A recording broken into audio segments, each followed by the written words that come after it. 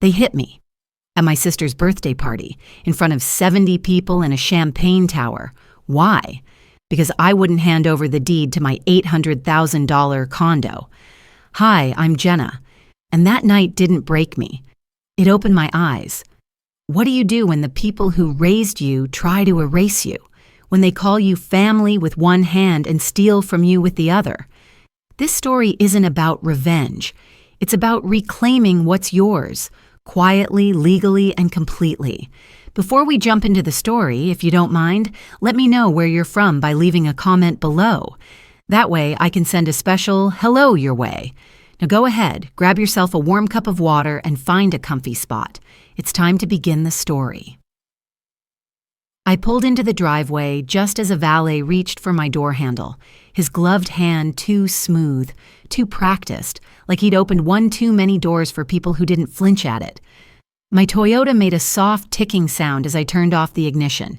It was clean, inside and out, but it still looked out of place parked between a black Tesla and a white BMW.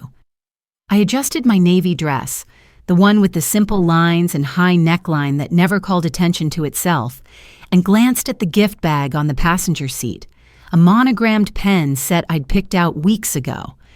Elaine liked pens, or maybe she just liked what they symbolized: authority, decisiveness, elegance. I stepped out, tucking the bag under my arm, and felt the air hum with the scent of cedar smoke and sweet things grilled to perfection. Music drifted from somewhere around the back of the house. Live jazz, lazy and expensive sounding, the kind that says, "We've made it," without needing to shout. The house hadn't always looked like this. When we were kids, it had peeling paint and an overgrown rosemary bush that my mom pretended was intentional landscaping. Now the walls were washed in warm stone, with lighting rigged to highlight every corner like a real estate listing. This wasn't home anymore. This was a showroom. "Name?" a young man asked as I reached the steps. He held a clipboard and looked like he'd been borrowed from an upscale hotel. "Jenna," I said. "Jenna Reynolds." His eyes scanned the sheet, finger trailing down rows with efficient neutrality. Then he paused. "You're listed here," he said slowly, turning the sheet toward me, as plus one of Reynolds' family. The words were printed in small type beneath the names of my parents, Elaine, and a long list of cousins I hadn't spoken to in years. I smiled because frowning would have confirmed what I felt. "Guess I'm the plus one, then." He hesitated. "I can write in your name if you want." "It's fine," I said. "Really." I pinned the badge he handed me to my dress, right over my collarbone. It tugged slightly on the fabric, and for a second, I wished I'd worn something with a thicker lining. Inside, the party was already in full bloom. String lights zigzagged overhead like constellations strung by someone with a Pinterest board, and round tables were covered in white cloth, so crisp they practically glowed. Laughter moved in waves, rising and falling like the soundtrack of a life I no longer lived in. I walked slowly, scanning for my name. It wasn't on the seating chart, so I found my table the way one finds a lost earring, through patience and accident. Table 18. It sat behind a thick support column, right next to the swinging kitchen doors, where servers shouted "hot plate" every few minutes. My place setting was tired. The napkin, folded into what I guessed was a swan, had slumped halfway into itself, like it had given up trying. The silverware was crooked. My glass had condensation, but no lemon slice. I sat down and ran my fingers along the linen. Maybe someone just rushed through this. Maybe it wasn't intentional, maybe. From my seat, I could hear the speeches starting. Elaine stood at the head table, dressed in white like it was her wedding instead of her birthday. A short video played on a screen behind her. Baby photos, dance recitals, graduation caps mid-air. The voiceover was Mom's, warm, scripted, flawless. Elaine has always been a light. From the moment she was born, we knew she was meant for something big. Then Dad's voice came in, lower and firmer. "She's our compass, our center, the one who brings us together." There were no photos of me. Not in the background, not in passing, not even the awkward one from the time we both wore matching Christmas sweaters to a church pageant. Just Elaine, and more Elaine, and people clapped like it was truth, not editing. I looked down at my lap, smoothing a wrinkle in my skirt that didn't exist. Then I picked up the swan napkin and tried to refold it, as if fixing the crease might fix something bigger. "Ladies and gentlemen," someone said into the mic. A few words now from someone very special. Jenna Reynolds, Elaine's thoughtful little sister. My heart paused, then stumbled. I looked around, but no one met my eyes. Not even Elaine. She smiled politely, her hands folded like she was waiting for a performance she'd already seen. I stood slowly, legs stiff, the badge on my chest tugging again as I moved. The mic was in the center of the floor, framed by 2 floral arrangements and a spotlight that felt half a degree too hot. The room, for once, was quiet. I reached the mic with no idea what to say. My mouth opened and I heard myself begin. "It's a beautiful night," I said, voice steady despite the tremor building in my chest. "Elaine, you've always had a way of lighting up every room." And then Mom stepped forward, laughing like we were sharing a secret. "Oh, honey," she said into her own mic, "tell them, wouldn't it be the perfect gift if you handed them the condo key tonight?" My breath caught. "What?" I said, not into the mic, just to her. She kept smiling. "The condo in East Austin. You're always traveling. And Elaine and Victor could really use the space. It's just practical." Dad's voice boomed from the head table. "Come on, Jen. It's just a formality." People chuckled, not kindly. I felt my palms start to sweat, my spine locked. This wasn't spontaneous. This was scripted, and I hadn't been given the lines. "This wasn't agreed on," I said into the mic, my voice sharper than I intended. The room froze. A fork clinked against a plate somewhere. Someone near the back coughed. Elaine looked down at her hands. Victor didn't even look up. Mom chuckled again, this time more forced. "Don't be dramatic, sweetheart. It's just a gesture." I looked at her. Really looked. Her dress matched the roses in the centerpieces. Her eyes didn't blink. This was rehearsed. This was planned. I stepped back from the mic. My hand brushed against my chest, feeling the badge. Plus one of Reynolds' family. The applause didn't come. I turned slowly and walked off the stage, my heels soft against the wooden floor. Behind me, the party resumed like nothing had happened, but I knew better. I wasn't holding a key, but somehow I was holding the weight of the room. I stood at the edge of the stage, blinking into the light, my hands damp at my sides. Someone clapped, a weak, confused rhythm that died before it reached the back tables. I wasn't sure what to do. Continue, correct, retreat. The microphone waited like a dare. "It's a beautiful night," I repeated, swallowing. "And Elaine, you've always had a way of lighting up every room. Ever since we were little, you—" "Oh, honey." Mom's voice floated over mine again, too loud through her mic. She gave a small laugh, practiced, and just shy of patronizing. "Tell them, wouldn't it be just perfect if you handed them the condo key tonight?" There it was, not a joke, not a suggestion, a command cloaked in charm. My stomach dropped. I glanced at her, searching for some sign that she was kidding, that maybe I'd misheard. But her smile didn't waver. It stretched across her face like a painted line. "The place in East Austin," she added, voice still lilting. "You're always traveling for work, and Elaine and Victor are just starting out.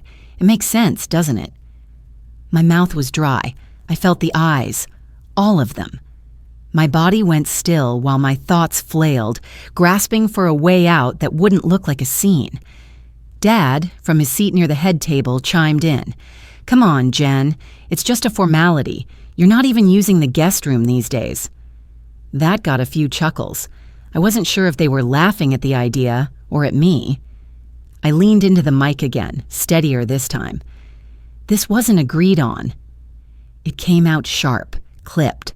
Nothing like the soft congratulations people were expecting. The silence that followed wasn't immediate.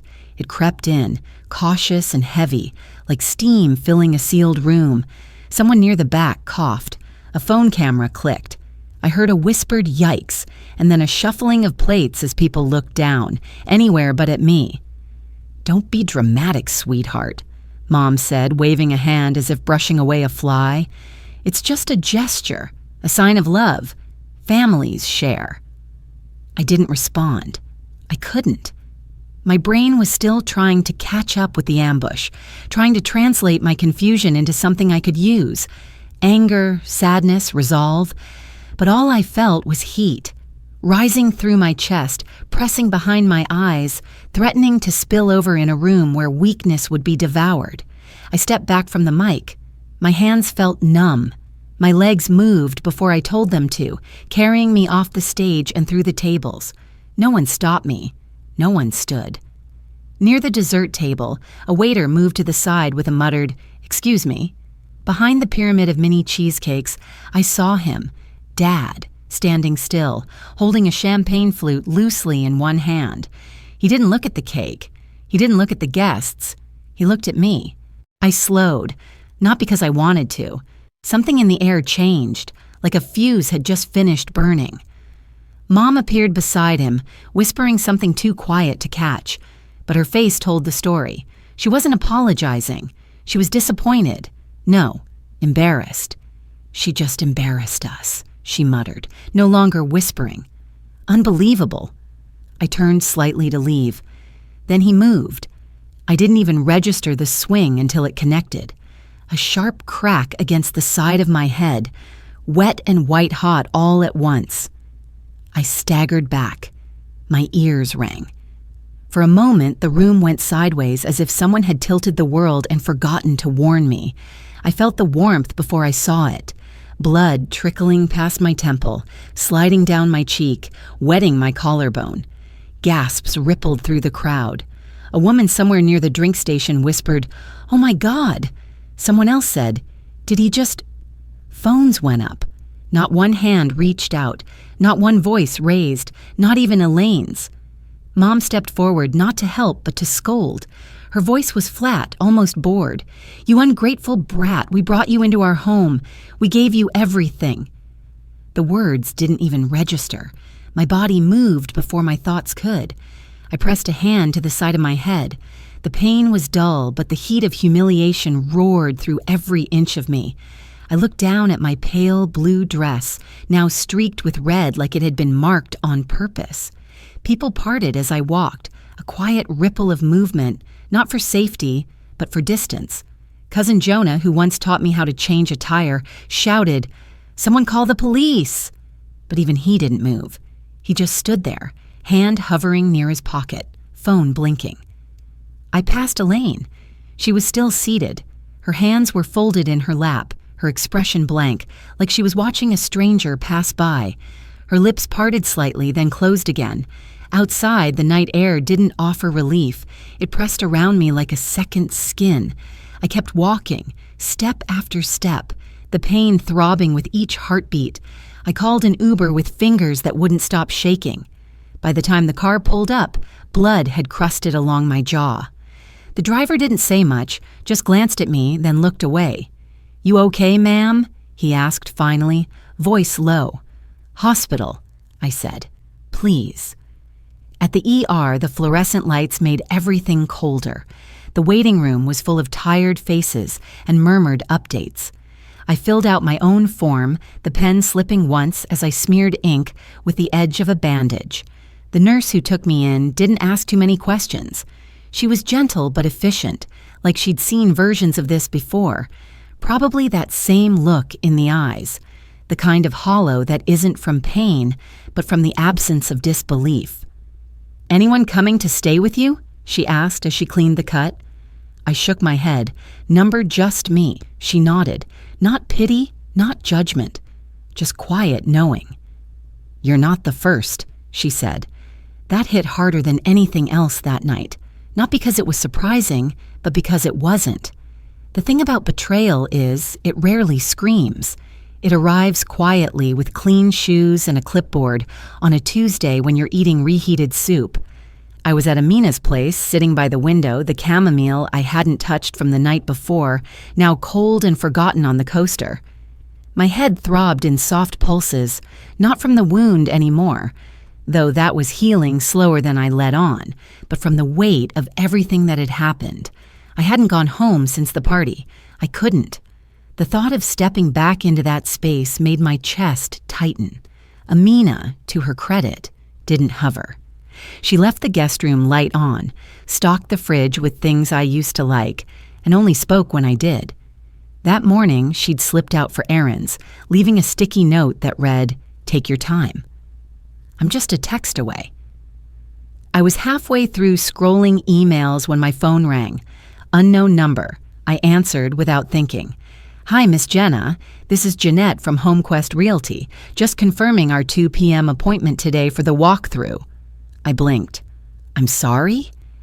"The condo on East 12th. It's scheduled under your name.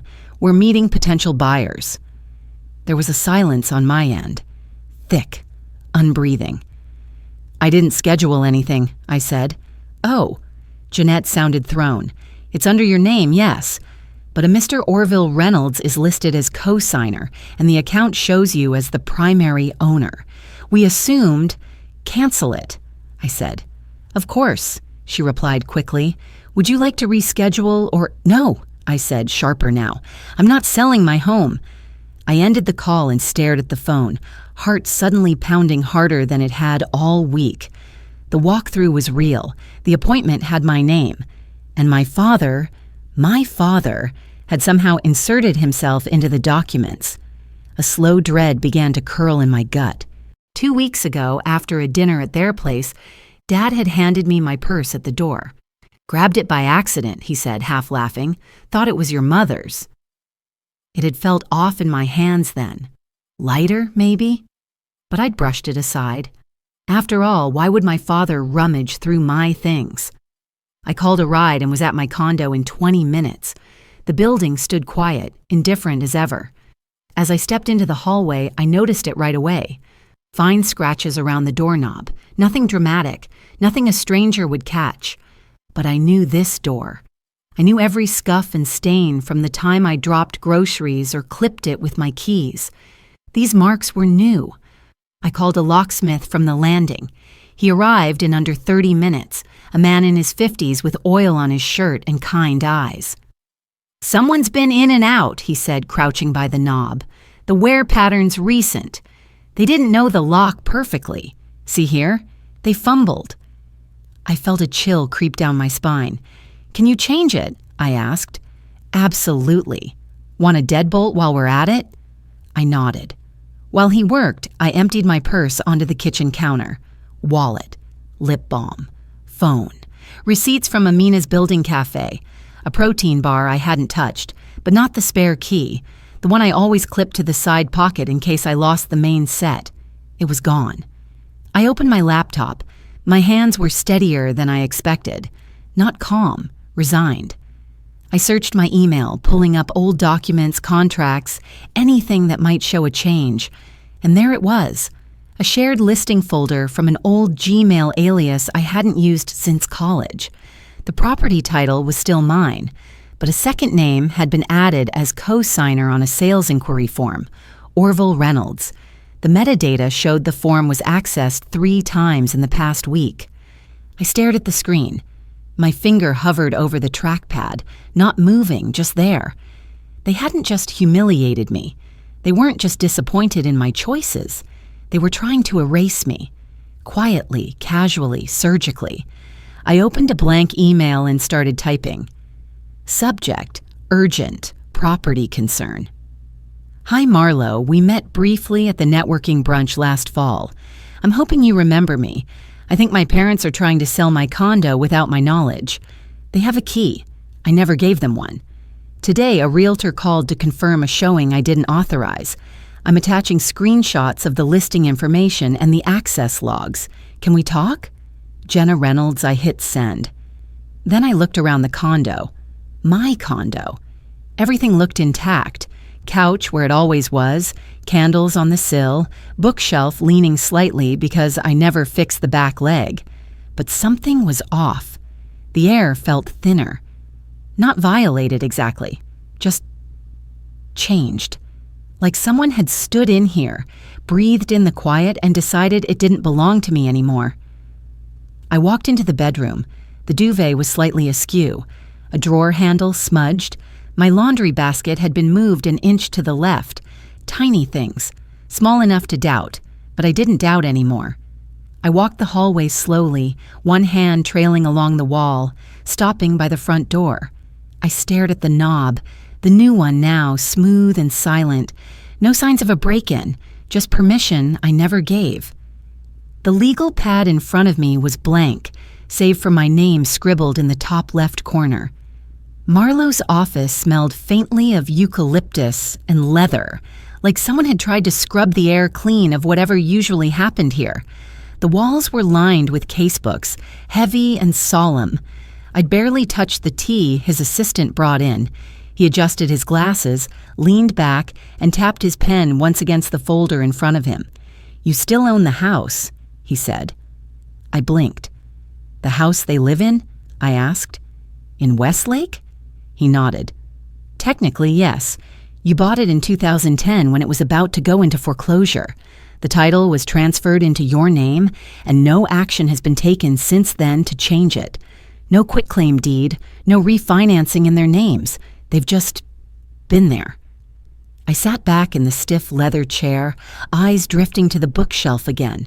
I remembered that year vaguely, how frantic the calls were, how quickly the paperwork came through. Dad had called me crying. Mom had sent a voice note begging me not to tell Elaine. I'd wired the money telling myself it was temporary, a stopgap. I just wired the money during the foreclosure, I'd said to myself for years. It's still their home. But legally, it wasn't. Marlowe flipped the folder shut. "You have grounds for a notice to vacate. No court battle required at this stage. No drama, just process." I didn't respond right away. I kept looking at the pad of paper. The weight of the pen he handed me felt different than usual. He didn't push. He just waited.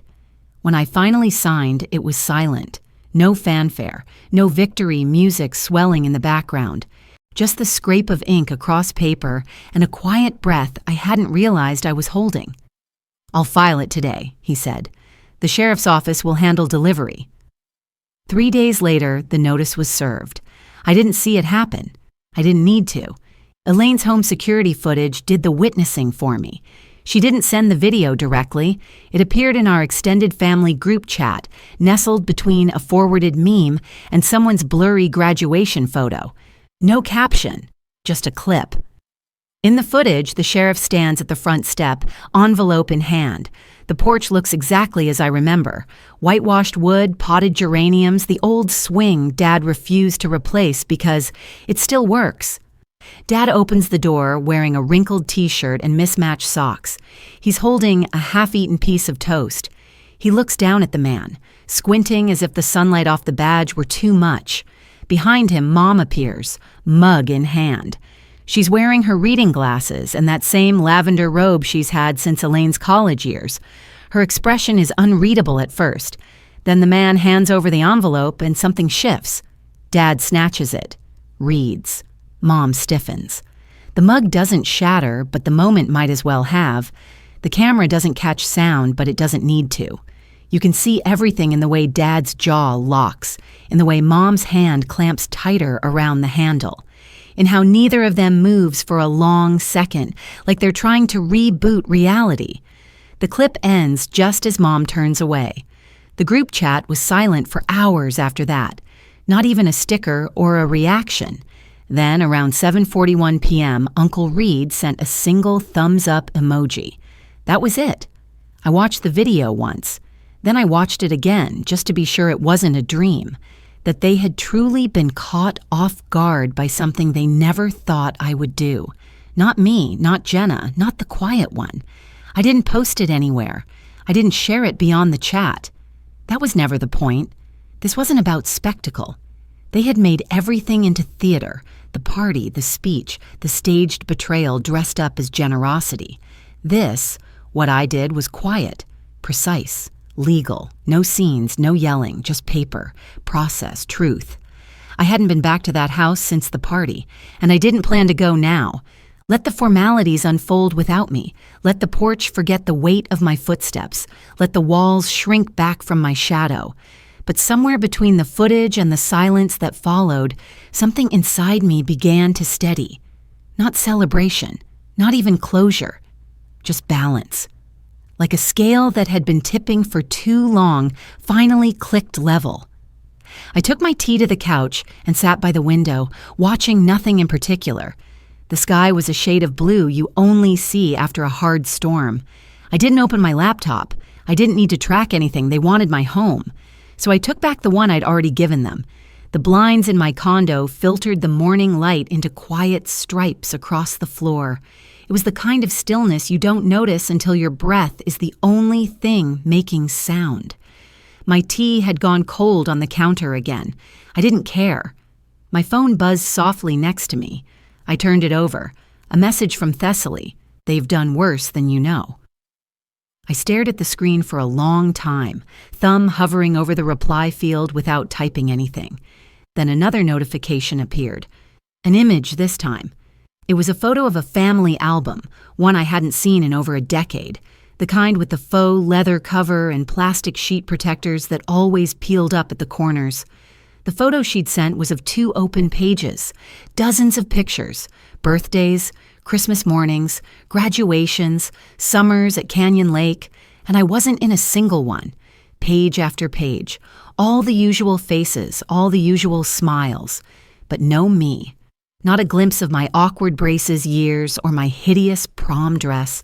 No baby photos, no choir robe, not even one of those blurry group shots where everyone's eyes are half closed, erased.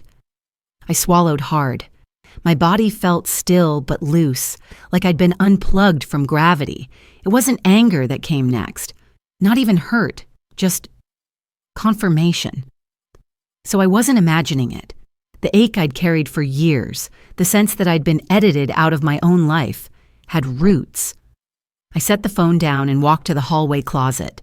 There was a plastic bin on the top shelf I hadn't touched in years. I dragged it down, my fingers already stiff with the weight of what I might find, or not find, inside. Tucked beneath old sweaters and a high school debate trophy was a photo album. Mine. The one I made senior year for my sociology class. I sat cross-legged on the floor and opened it slowly. There I was. 8th grade with uneven pigtails and a state science trophy. Junior prom with a lopsided corsage. The summer we rebuilt the fence, me in Dad's old flannel shirt, hammer too big for my hands. All of it. Creased, fading, real. And then, halfway through the album, I found it. A sticky note. Pale yellow, edges curling. In Dad's handwriting, Kez. Knew you had it in you. Proud of you, kid. Dad. My hand trembled just slightly as I ran my thumb across the ink. I didn't cry. I didn't smile. It wasn't redemption. It was proof that something once existed, that I had not always been an outsider. I stood and walked over to my desk, opened my laptop. There was no caption, no hashtags, no curated story for sympathy. Just a folder. Dropbox title. Truth if you care to see it. Inside, PDFs of the $75,000 wire transfers. The condo deed with my name alone. Email threads from Mom.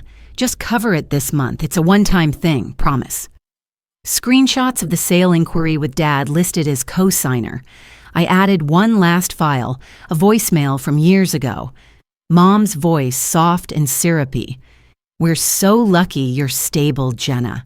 Not everyone in this family is as responsible as you. Can you just float us this month? I didn't blast it anywhere. I just let it live. The truth doesn't need a microphone. It just needs a place to breathe. Later that night, I received a text from a name I hadn't seen in years. Uncle Marvin saw the folder. About time someone told the truth. If you need a witness, I'm here. I didn't respond right away. I stared at the message, wondering what silence he'd been carrying all these years. Then I placed the phone face down and walked to the kitchen. The drawer beneath the cutlery held things I never used. Old menus, spare batteries, those wine charms no one ever remembered to put on. But in the back, pressed under a faded notepad, was a folded napkin. It took me a second to realize what I was looking at. The swan. From Elaine's party. The one that slumped sideways at table 18 next to the kitchen door. I had picked it up that night, straightened it out, tried to make it stand again. Somewhere in the days that followed, I must have pocketed it, and somehow I'd kept it. The fabric was thin now, a little frayed, but the fold was still there, slightly crooked, just like I remembered. They had tried to erase me, from speeches, from photos, from home. But this napkin? They'd forgotten to throw it away. It wasn't evidence in any legal sense, but it was real, and it was mine. I sat at the table, napkin in hand, light flickering across the room as cars passed outside. Somewhere in the building, someone was making pasta. I could smell garlic and tomato in the air. I closed my eyes for a moment. They erased me on purpose, but even they couldn't get rid of everything. The napkin sat in the center of the table, still folded into that tired little swan. I hadn't straightened it, hadn't tried to recrease its wings or fix its sagging neck. It sat there the way it had always meant to, crooked, delicate, unbothered. Some things don't need fixing to be worth keeping. I had spent most of the day in quiet, cleaned the kitchen, ran a load of laundry, wiped the windowsills, not out of anxiety or habit, just rhythm. A life returning to itself. The chamomile on the counter had grown cold again, but this time, I'd let it. It was enough to have made it. When the mail came, I didn't expect anything more than circulars and a stray coupon, but tucked between an alumni magazine and a real estate flyer was a cream-colored envelope. My name, written in careful cursive, I recognized immediately. Thessaly. Inside, a baby shower invitation. It was tasteful, all soft greens and gold lettering. Then at the bottom, in handwriting that wavered ever so slightly, "I'm sorry. You deserved better. T." I stood at the sink with the card in my hand for a long time. I didn't cry. I didn't crumble. I just folded it once and placed it in the drawer with the others. The proof, the evidence, the fragments of truth I wasn't collecting out of bitterness, but memory. I didn't go to the shower. Instead, I made a donation to the women's shelter a few blocks away. On the memo line of the online form, I typed, "In honor of new beginnings." No one needed to know it but me. That evening, I set the table for two. Nothing fancy, just my old dinner plates, a simple pasta with lemon and thyme, and the soft clink of cutlery against ceramic. The swan napkin stayed where it was, right in the center, not decoration, not centerpiece. Just there. At 6:15, Amina arrived, arms full, wine in one hand, a small orchid in the other. "You need more green in here," she said, placing the plant on the windowsill like it had always belonged. "I was starting to think you wouldn't show," I teased gently. "I debated," she grinned, "but then I remembered you still owe me a good bottle of Pinot." We laughed. Not the kind of laugh that covers pain, but the kind that makes room for air again. We sat, we ate, we let the conversation drift where it wanted. Books we swore we'd finish this time, the worst TV pilots we'd hate-watched, whether or not time was overrated. The kind of night that doesn't need a lesson at the end of it. Halfway through the second glass, I raised mine just slightly. To building our own tables. Amina clinked hers to mine, and never begging for a seat again. We didn't toast to revenge, or justice, or loss. We toasted to presence. It wasn't about property anymore, or inheritance, or titles on paper. It was about something quieter, knowing who you are when no one's clapping, and still choosing to show up whole. After she left, I washed the dishes slowly. No music. Just the sound of running water and the buzz of the fridge. The orchid leaned toward the window like it knew where the sun would be tomorrow. I turned off the lights one by one.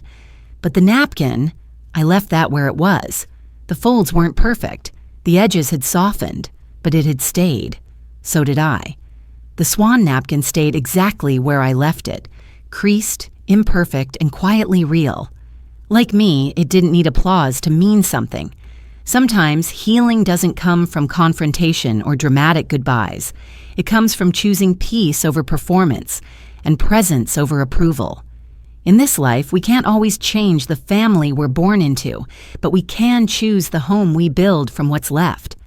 If this story stirred something in you, an echo, a memory, a quiet truth, I hope you'll share it with someone who needs reminding.